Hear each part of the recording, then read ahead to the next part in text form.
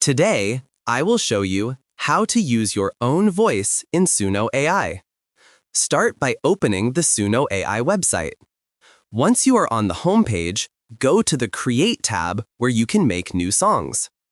On the left side of the screen, you will see different options for creating your song, such as description and style.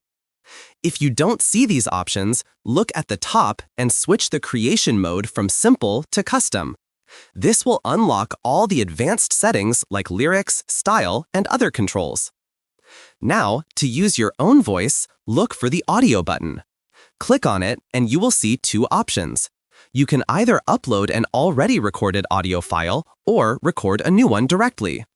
Keep in mind, Suno AI only allows the use of your own voice, so make sure the recording belongs to you. If you choose to upload an audio file, locate your file and upload it.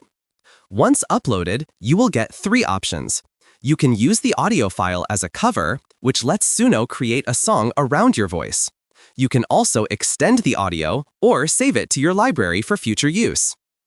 After uploading, you can start editing or generating your track just like any other song in Suno AI. And that's how you use your own voice in Suno AI.